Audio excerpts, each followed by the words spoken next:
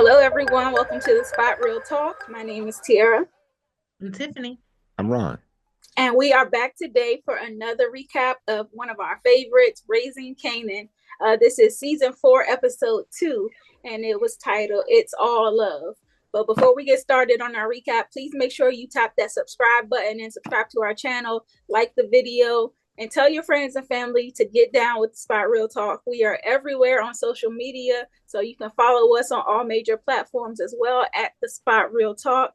And, just join the train. We got a lot of good content. I hope y'all checked out that interview that Tiff and Ron did with Patina Miller and Joey Badass. I mean, that was fire. So definitely tap in with us. Check out our first recap for the episode 1 of Raising Kanan if you haven't already. We're on the roll, so we're trying to keep it going. Amen to that. Curtis and Sasha Penn. Yeah. Oh, right. Definitely. That was. I wasn't sure if that one had dropped yet, so I was in the same. No, it's same. Yeah. Okay, it's all inclusive. Mm-hmm. Okay, perfect. So you guys, please make sure you do that, and just tap in with us. We got a lot more great stuff coming on the way too. So and you ain't gonna want to miss it. You know you want it. You know you like it. Tap in. I like that. All right, so we got that out the way. Let's go ahead and hop into this episode. So much going on.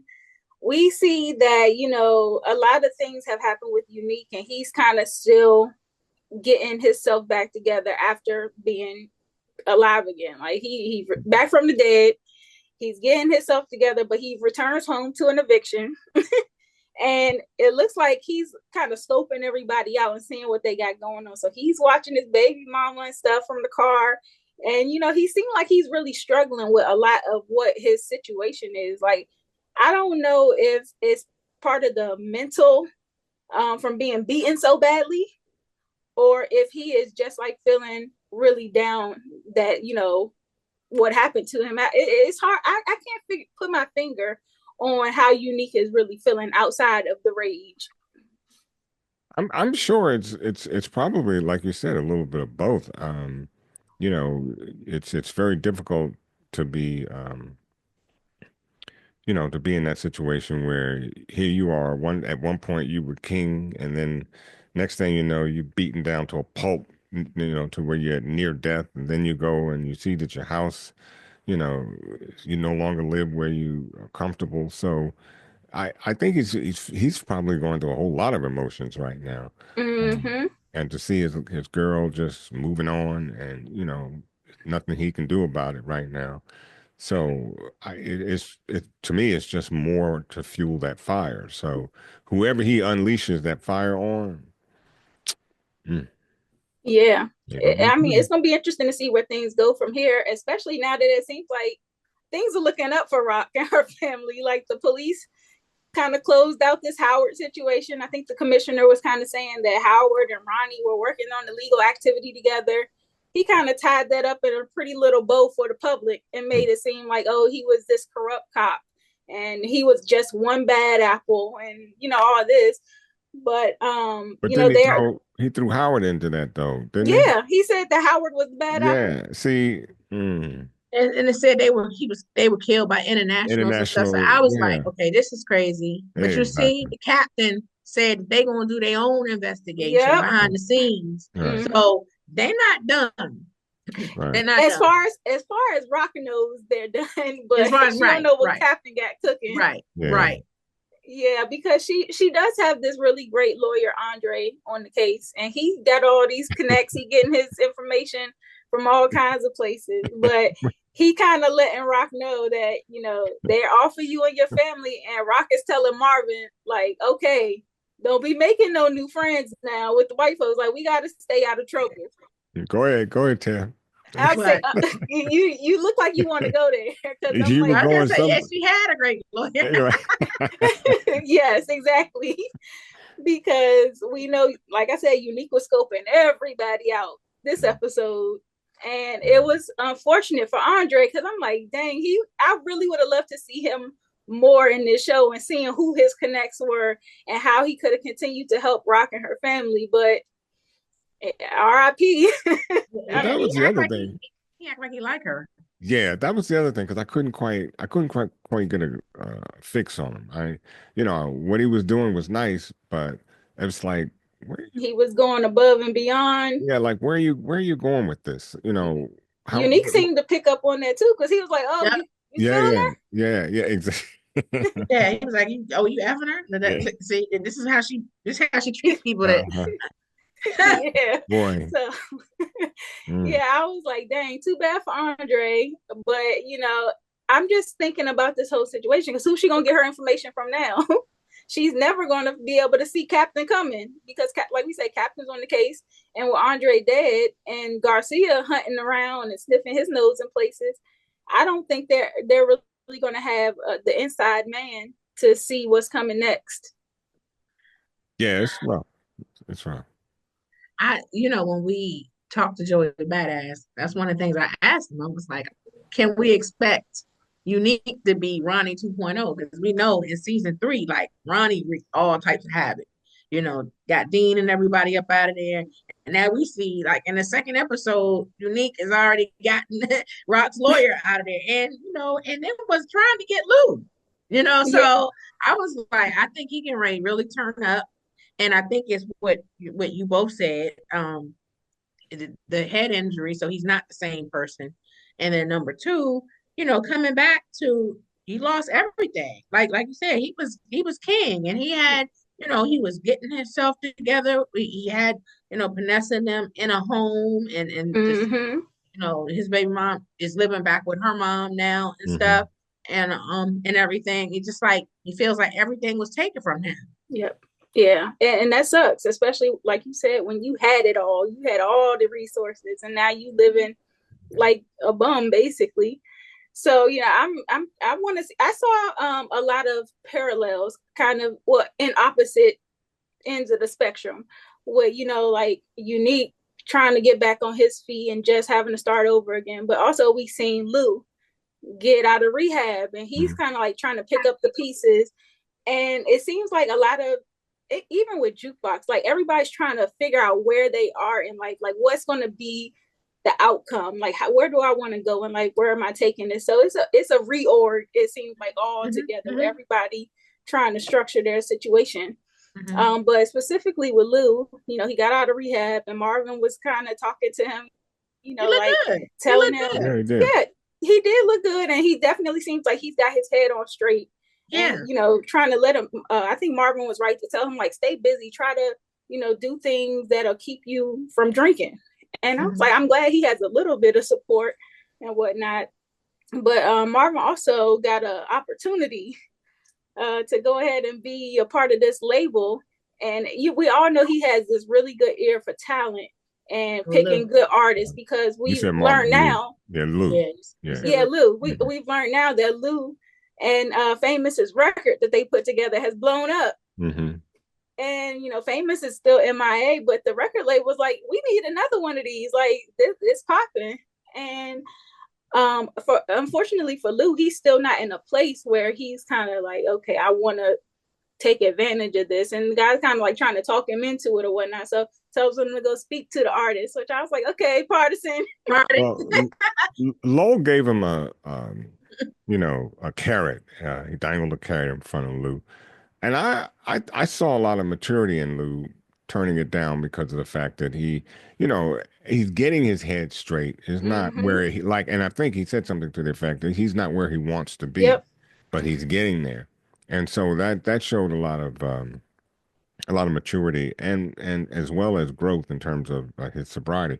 But it's interesting that Lowell wanted him to see if he could get B-Rilla. What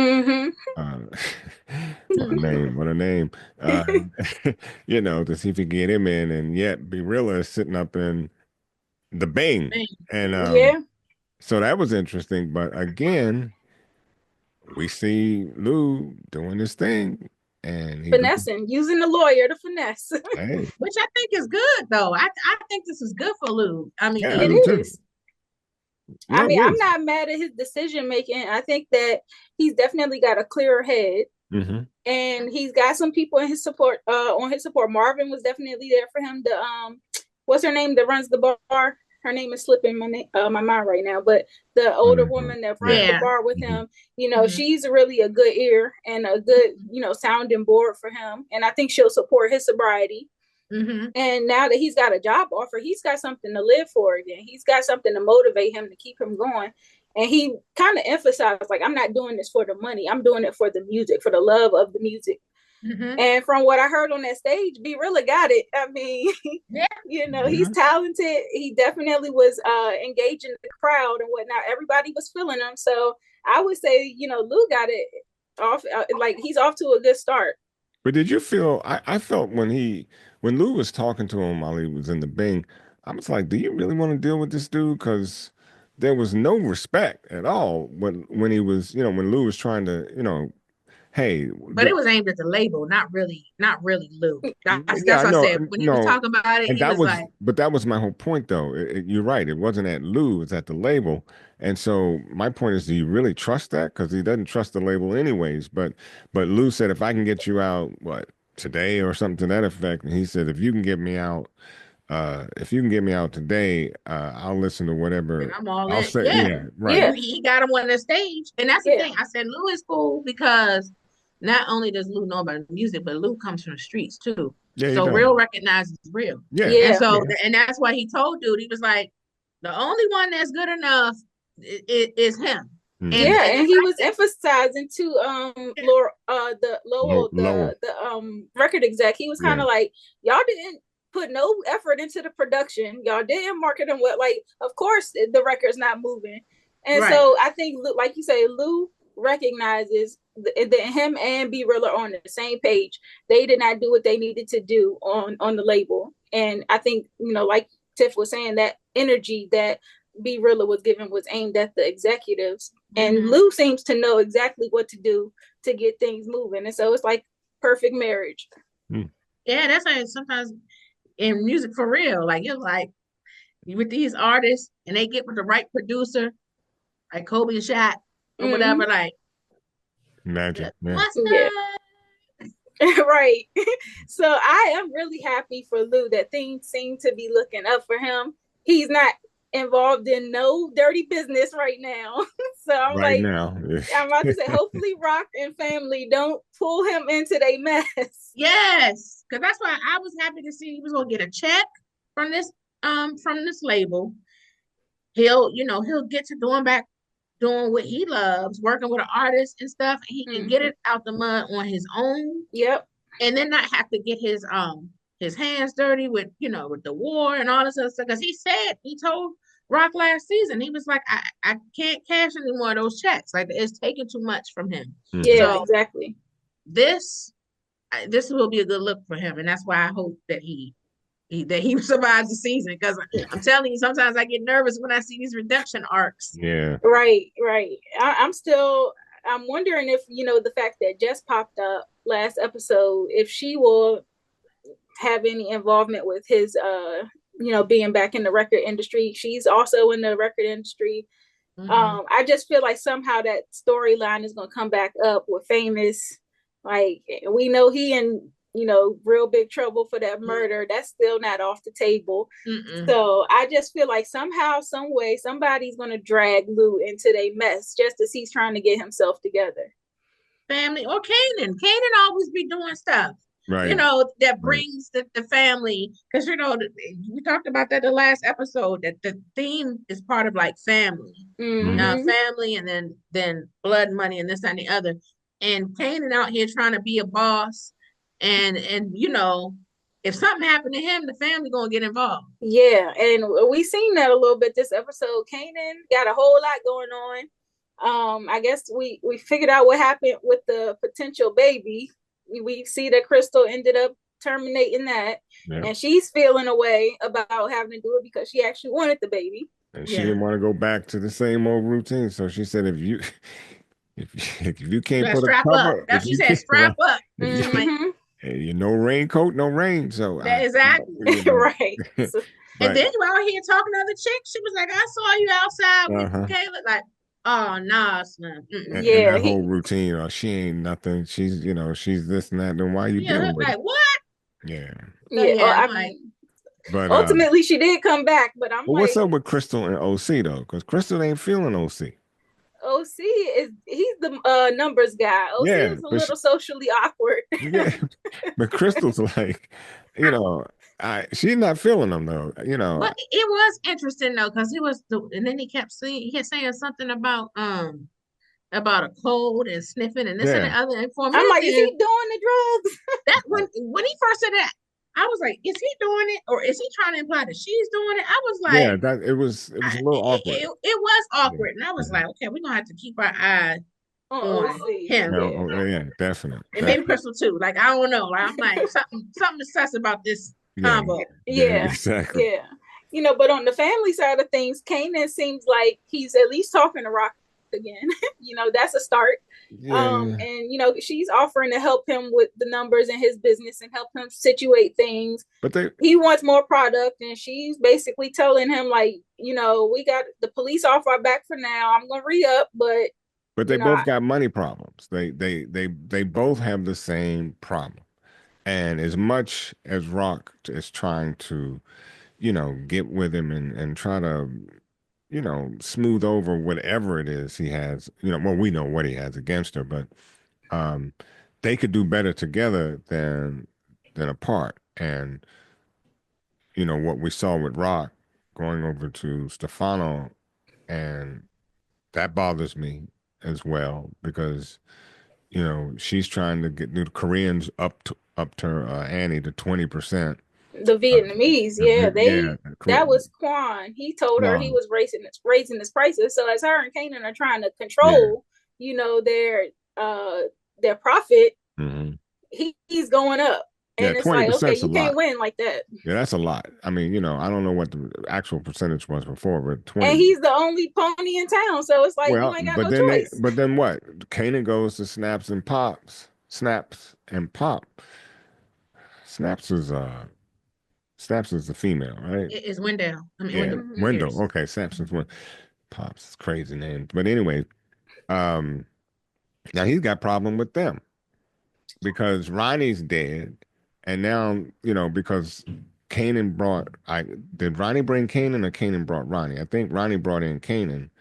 And so now they're putting that charge on Kanan, saying you got to cover his debt.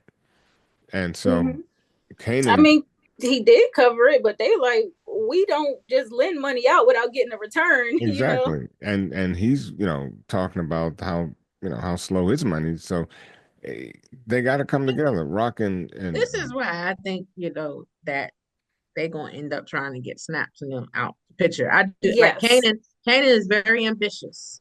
Yeah. So I think he's trying to learn what he can learn, get what he can get. Like even his alliance with his mom right now is one of convenience. Yep. I was about to say he's gonna snake her too. I'm telling you. He's his mother's son, okay? Rock is over here talking to Stefano about getting Quan up out the picture. She's talking about getting being the supplier.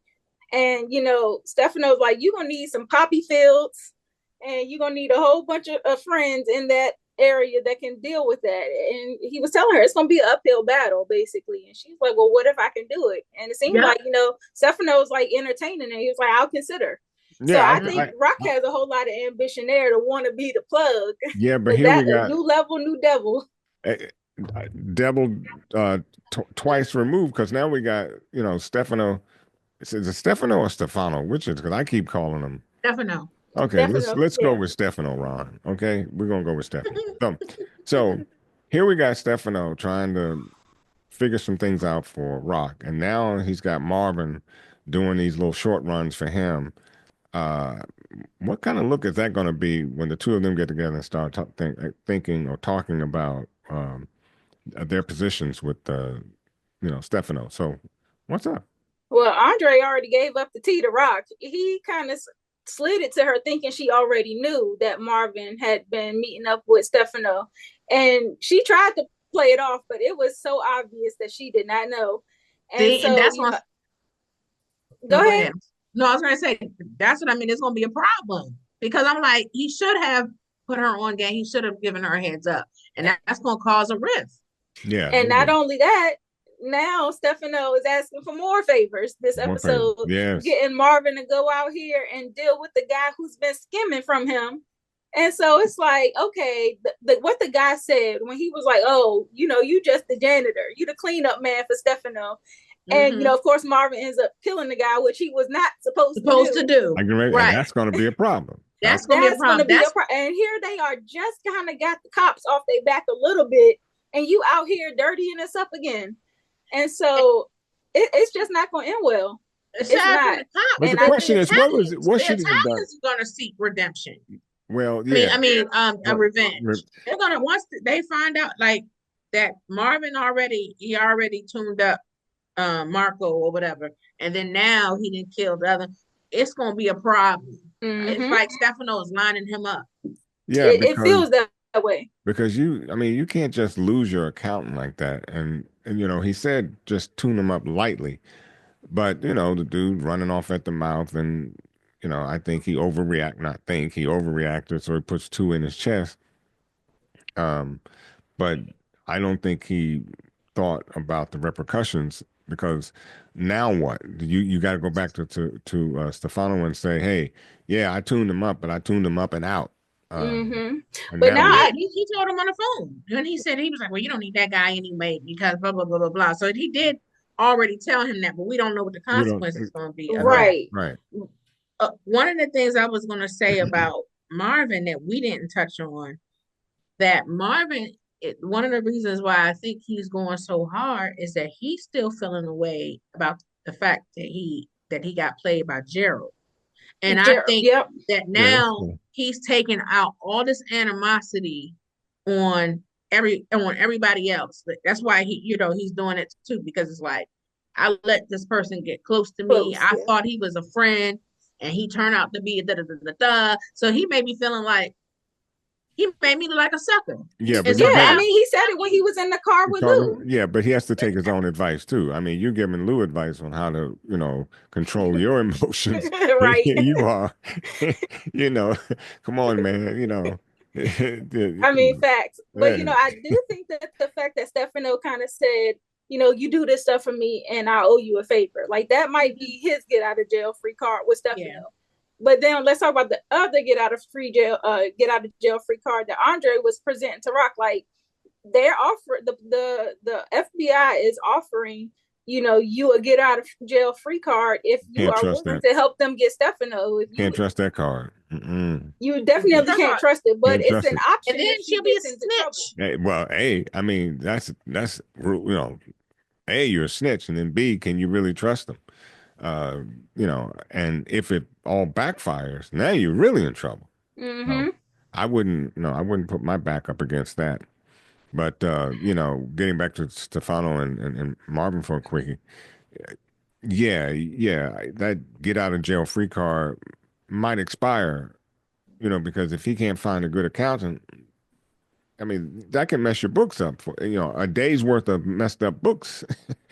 If you can't follow the directions, when I told you to just tune them up, that's not kill them. Exactly. Right. Yeah. So that your get out of free card, I think you just used. Yeah. I mean, I don't know where it's gonna go, but Marvin got to chill with this kind of erratic, behavior where he's just being real impulsive. And I know, like you said, he's dealing with some stuff emotionally, but he got to tighten up because he's presenting as a real liability this season. Yep. And like going back to Kanan, him too. And this was probably one of my favorite points of the episode when he and Rock were outside talking after they left Snap and Pop, because Kanan popped off and he was getting ready to buck up, and Rock is like, let me take you outside. Like, come on, let's go. Right. Chill, boy. And she pulls him outside and she's telling him, I'm warning you that Snap and Pop didn't get to where they are for no reason. They are there because they've been around, they know the ropes and all the stuff. Like, Kanan, you still young, you still green in this industry, and you out here trying to pop off. They questioned his loyalty, like, straight up. You're disloyal to your mother. What's stopping you from being disloyal to us? Is that your partner? Yeah, and that's what Rock was letting him know. She was kind of saying, that you might not like my decisions, but you love the results. And I was like, and it kept you alive. No, but that's what she said. Yeah. She said they got a lot of bodies, Exactly. She said, I kept you alive. Exactly. You didn't like that I killed Howard, and I know that it's making you feel a way about me. Right. But guess what? You're alive. So, you love the results. And she was also saying, you don't have to work with me. You're free to go. But she was like, if we are going to work, you don't have to, I don't have to trust you as a son, but I need to trust you as a business partner. Yes. And I'm like, Rock is dropping bar after bar after bar. And she was just laying it on him, because I'm like, Kanan really is thick-headed. Like, he wants things his way or the highway.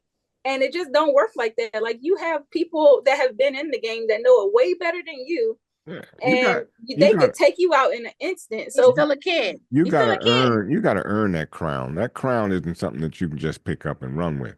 It takes a lot. I mean, not just understanding the how the streets work, but dropping bodies, when to, when not to, when to get in somebody's face and get up on somebody, like snaps and pops. I don't know what was on your mind, young blood, but that was an extremely bad move. He seen all them people stand up. He was like, all right, he piped down once he saw them. But listen, now y'all see why he was drawn to Tariq. Yep, they had a very similar path. Yes, he probably saw Tariq in him. Like, he was like, oh, I was like that when I was and had to learn, because Tariq was doing all this stuff, causing all this drama for his family, and people were trying to clean up for Tariq in the original Power and stuff. So I was like, when I saw this and saw how Kanan's moving and the mistakes he's made and how it's impacting his family, I was like, okay, now I see why he was drawn to Tariq. Yeah, I get it. I mean, but it's just crazy. I think Kanan has a lot of growing to do, even though he thinks that he's, head honcho, that he's this big man on campus. He got everything going for him. Everybody kind of falling in line. He was punking all of his little friends and his homeboys, but that stuff don't work on the next level. No. So, I mean, it is what it is. Kanan got some growing to do. I want to talk a little bit more about Jukebox, though, because we seen Juke going through basic training, and it was looking like she was crushing. Like I said, crushing it. She was really looking like she could be very influential in the army, and she had guys falling in line. And they were taking note of at that too. They were taking note of how she was. She was the one leading the that little training. All the things she was leading. She was the leader. And it made me think about OG Power, because she called the plays for Kanan. Yep. She was like, nope, we're going to do this, we're going to do that. And I was like, that's that training. That's that military training right there, teaching them how to move and everything. Yeah. Had everything kind of like lined up. And so I was like, dang, it was looking real promising until... until you got until... Yeah, until it wasn't. Until it wasn't, and it was sad too, because I'm like, oh wow, she's really, she's putting her foot in this army thing, and who knows, man? I mean, she could have done very well, but yeah, and I mean, they discharged old boy for having the homosexual magazines and whatnot. And old boy next to her was talking like, I don't want him doing da-da-da-da-da. And she's like, ain't nobody trying to mess with your butt. Ain't nobody checking for you. Like, relax. Yeah. And so that's the same exact stuff that Nicole's father was trying to warn her about, how conservative and how, either sexist or racist it can be. He warned her, he told her, like, this is what it is. And I guess she had to see it for herself to really get it. Right, because she said, "Oh, they're kicking him out for that." Yeah, that's and during that time. Oh yeah, during this time. Well, you got a point. Yeah, not much has changed. Yeah, okay. Well, they say history repeats itself, so here we go. Here we go. But yeah, I was like, I mean, I guess she did what she felt was right for her. She did not want to live in that box and, have to conform and change who she was in order to fit in. So I think she's going to have a dishonorable discharge coming her way too, because she straight up rolled out. She rolled out. Yeah, she skipped. So, and that's, which would question how she got that police job in D.C., because ultimately, later. going AWOL that can mess up your whole entire life. Yeah, so I guess we gotta wait to see that for I would love grown to see. Jukebox. I'd love to see how that ties in. Yeah, but for now she's headed to Atlanta to see her boo Aisha. And I guess she was thinking that they could pick right up where they left off. And for a second, they did. I mean, they was in the bed together. So, I was like, okay. I guess she thought it was just going to be a one night thing. But Aisha was kind of like, yeah, I'm thinking I need to experience, and learn myself a little bit more before I kind of bunker down with you. Like, I'm still learning myself. And I think Jukebox is too. So, it just not a good time for them to try to be serious. Yeah, she thought she was going to hang around at the school, and I was like, I guess she thought she was going to stay in the dorm while Aisha do her thing. And I said it last episode. I feel like there's a heartbreak coming. I think that she loves Jukebox and stuff, but in school, you meet different people. Yeah. I think she's infatuated. Yeah. Huh? I think she's infatuated with Jukebox. I see the love from Jukebox. I think that, but Aisha, I think she's more infatuated with her, and I think it got real when she saw her show up at her school. Because you prematurely just hops out of the army, and I guess you did that to be with Aisha, but I don't know we don't know what her thought process was, but I had to have been to be with Aisha, and it's not to say. It's not to say that you could have been with her and still been in the army as well. So I would, I really like to see what her mindset was, She probably just was like, yeah. But then you met Aisha's parents, and they were trying to figure out which direction you were going. Episode 1, yeah. That was before Butter fell apart. Right. Exactly. But I'm saying they were going that hard about the school situation and about where you're going in life. Like, I don't even think that Aisha's parents were hip to the fact that they had a little thing going on. So I just feel like they were a little conservative, and they wouldn't have been feeling that situation. I was looking at Dad, though. Dad looked like he was trying to catch on to a few things. Because I know if I was a dad and was coming, I don't want to go in there, but but it just seems like he was peeping something, and he, but he loved his daughter, so he was. He might have, but I think he was peeping about the direction, like because she was kind of, I'm just gonna see how this Butter thing works, and you heard him when he said, in episode 1 with her, he was like, "It's been your dream to go to Spelman since you were a kid and stuff." So I think any parent, like, if you know that you want a certain lifestyle, like education, all this stuff for your kid, and they're talking about a certain thing, and then association, and then they're hanging with someone who doesn't quite have the direction or whatever, then you get concerned, like, okay, this person could influence. Yep. Which is why the army would have given her all kind of credit. I think that's why they were looking at her like that. And the army would have given her all kind of credit. So and that could have been used with her father too. Oh, you're in the army, and you made rank, because you were a leader and things like that. All kinds of credit, but that's why it was a shock, really, to see her just up and leave. I was confused. I'm like, okay. Well, I mean, once she saw, she was shook. She probably figured that they were going to find out her secret, and we ain't going to find out unless you tell somebody, keep your mouth. Yeah, I know, but she probably thought she was going to be booted. She probably, when she left for her, because she said when she left, I think that she was on break, but she wasn't planning on going back. So I think she was still processing, like, okay, am I going to go back? I don't think I'm gonna go back based on what I experienced. Right. But she was on a regular break. Right, but she ended up at Marvin's again. He's like, oh, hey. Yeah, what you doing? Yeah, exactly. So she was on break already. She just broke off. Yeah, and she did. She did go AWOL, and they will come to your house. They will mess you up. Yeah. They will come to your house looking for you. So I wonder what's in store for Jukebox next, because it seems like the music thing is dead for her for now. The army is out of the picture. So it's like, where do we go from here? And we know ultimately she did end up being a cop. She did end up going, corrupt. So it's like, what's going to be that turning point for her? Is it I mean, she's already had a lot of loss between her mom, Nicole. Now it looks like grandma about to die. Well, it's nothing wrong with Lou trying to talk with Lowell and put her on that label because she's got the talent. Well, we'll see. We'll see what happens. Yeah, no, I think Lowell. If Lowell puts in if Lou puts in a good word with Lowell, because obviously Lowell trusts Lou's opinion on artists. You know, if he brings Jukebox to the table, it might be something that becomes feasible for her. So absolutely, I hope so. I just don't know if Jukebox is in that place where she wants to pursue music like that, because she seems like she's still figuring it out.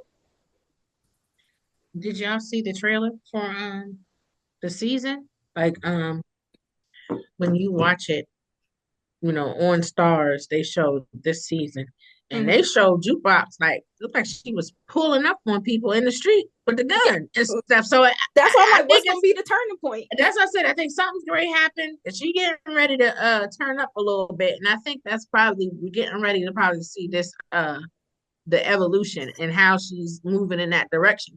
Because I was like, it's gonna be something drastic. I think, and I hate to say it, I hope Marvin don't go. But I hope not either. If Marvin go, I think that could be the turning point for her. Yeah. That's possible. It could be. It could be that. It could be a number of things. It could be, what if she pulled back up on Aisha and Aisha got a boyfriend? That's what I said. I see heartbreak coming. I see heart because Aisha don't really know herself yet. I don't think that would move, but I don't think that would move Jukebox in that sense because, and the reason I say that is because she knows a little bit about Aisha. I mean, she knew Aisha was pulling up on Kanan, and then switched sides of the street and pulled up on her. So I mean, I think that, you know, and when she said that she needed to, well, and paraphrasing, she said she needed to find herself. Aisha said, and so, and I think that the reason it went well with Jukebox is because she knows it's true. Yeah, I mean, yeah, I just think it would have to be something very drastic to get her to have that big of a personality change. Well, he's already set himself up with, you know, Stefano and the other white boy he beat up, and you know, killing Stefano's. Heck, they might come back and seek vengeance on Jukebox just to get back at Marvin. Like, oh, we can't get you, or if you're not like if you're not reachable at the time when we come in, oh, we got your daughter. It's possible. See, and here's the thing. Marvin is doing these little jobs for Stefano, and now Rock knows that the feds are on Stefano, and Marvin is linking up with him, so that puts him right back in the crosshairs. Right back. Yep. He and the family. So yeah. And then Garcia pulling up on Kanan. Yeah. Trying to, you know, force him to, you know. That's why I said, so where's Famous? Because we, you know, all the time we thinking that Famous is in the Bing and stuff, and Garcia is trying to shake Kanan down, trying to figure out where Famous is. So I was like, okay, so Famous is on a run or something. That's why I was like, is he with Jessica? I think so. Yeah, that would make the most sense. You know, I mean, but who knows? Right. And, you know, they need to call a family meeting because, like you said, everybody has been having these police interactions, but they're not talking amongst each other because Kanan now knows that they are digging into the Howard situation. Rock knows that they're digging into the Stefano situation. It's like, okay, family meeting. Let's all come and talk. They say that this investigation is over, but clearly it's not. Exactly. Right. So yeah, but that might happen once Rock finds out that her boy Andre is no longer. Yeah, that's gonna be a big blow to her. That's gonna be a huge blow. Yeah. So, and go ahead, Tim. No, I was going to say, hopefully, you guys are watching the show at home. If you're watching it on Stars, you probably already seen the trailer for the season and stuff because after they showed episode 1, they showed a trailer for the season, and in that trailer, they show Rock saying something like, Unique is alive, and that. So at some point in time, they are going to find, or she is going to find out that Unique is alive. Oh yeah, I can bet that. I can bet, yeah, definitely. That's believable. The question is, what do you do when you find that out? That's the big question. Do you do the hunting or do you become the hunted? Yeah. And the other thing that this family hasn't dealt with is the grandmother's illness. Now, as of right now, they don't know. Kanan went with grandma to the doctor and kind of learned that it's bad. The cancer spread to her kidneys and her lungs, and chemo is not going to be the solution. So grandma kind of just accepts that she's dying, and Kanan is telling her, like, you shouldn't keep this a secret anymore. But grandma's like, I don't know what's worse, facing death or facing my kids. And I was like, okay, damn, things are that bad. Yeah, like, well, okay. I mean, she did make that bed, but but I think, as I said earlier, I think Kanan, because he even said it, this is something that's too big to just keep a secret. So I would think he may say something to, if he doesn't say it to Rock, I believe he might say it to Jukebox, and the word would spread in that regard. And because it's but too that's going to take everybody to a very emotional state. And they're already not in a great place as it is. I think that can only make it worse. I think that you start getting people being extra emotional. Marvin, already is doing erratic and irrational stuff. He might start spinning off the rails a little bit more. Lou is 5 minutes sober. He might start drinking again. I think that would be more prevalent if she died and they didn't find out until her death. I think that if they found out now, maybe some of the things that they had against her, they could swallow and would kind of and kind of make peace with her. But sure enough, if she dies and the only one that knew was Kanan, and that would be quite explosive. Yeah, I think it's bad either way, whether they find out she got cancer or whether they find out that she dies, because ultimately the end result is the same. She is going to die. Yeah. I mean, I know it's their mother, but my thinking is, how much do they really care about it? Because they went through a heck of a that's lot. Still their mom. No, I agree. And that's why I say finding out the illness is much easier to cope with than having her expire and nobody knew except Kanan. And that right there is not going to be a pretty picture for anybody. Yeah. Yeah. Well, we're going to have to wait and see. Episode 3. I'm hoping we get some more information. But for now, I want to talk about the game ball. So do you guys have nominees for this episode's game ball winner? I know who I'm thinking. Who? I'm thinking Lou. Me too.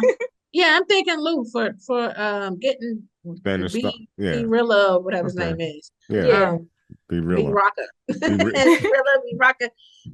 Yeah. Well, I was thinking just Lou personally, his growth and everything. Everything. He's trying to get himself together. He seems like he's in a better state of mind.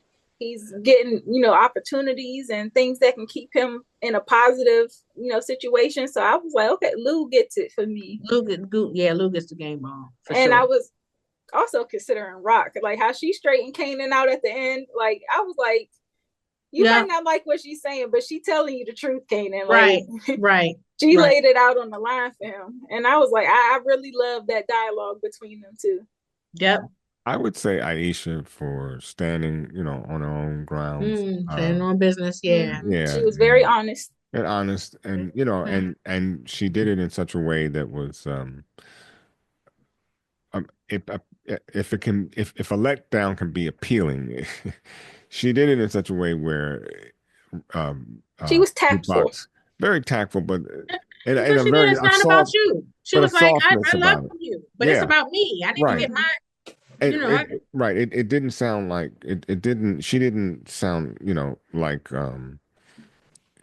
what's the word? She didn't sound like she was just throwing her away, like callous. She had she had her feelings well intact. Yeah. So, and that was cool. And I think that's why Jukebox took it in the manner in which she did. Yeah, because I think she believed her. I think she really does care for Jukebox. She just was like, listen, where I am, I'm still trying to figure things out. She was like, I'm here. She's like, I'm no longer, vomiting and stuff, because she had an eating disorder and stuff. So she was like, I'm not doing that anymore and stuff. I'm still trying to figure out me. And I think anybody, especially if somebody comes to you that way and you love that person, you can understand that. Yeah. All right, I'm feeling those nominations. Good nominees. Now, who can get the hands?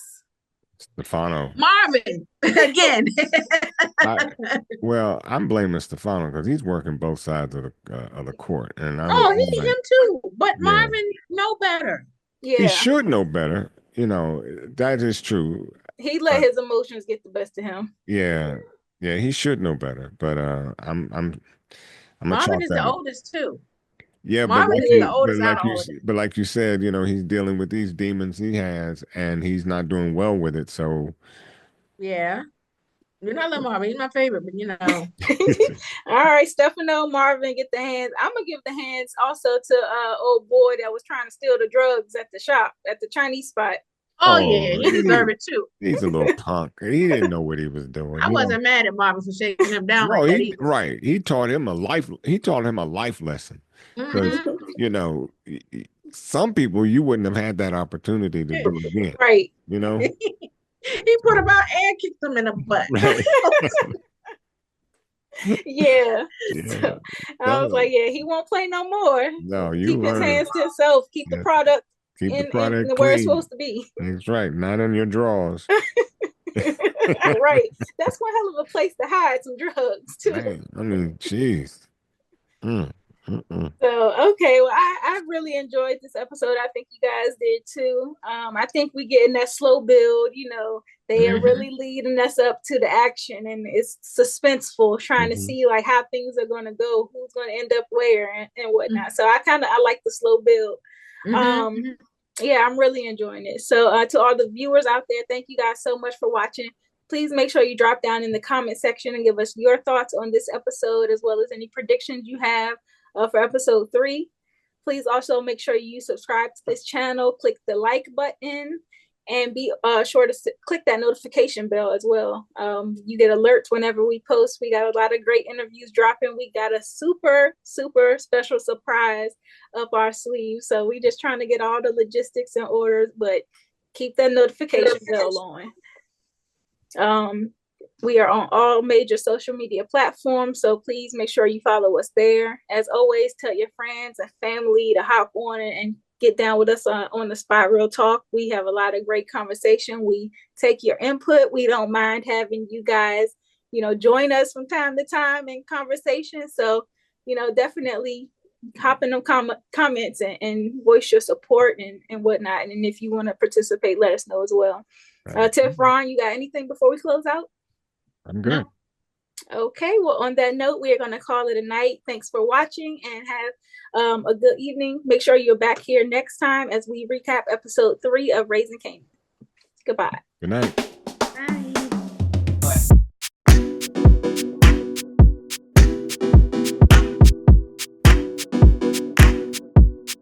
Life is a dream, so let go of yourself. We could get so high.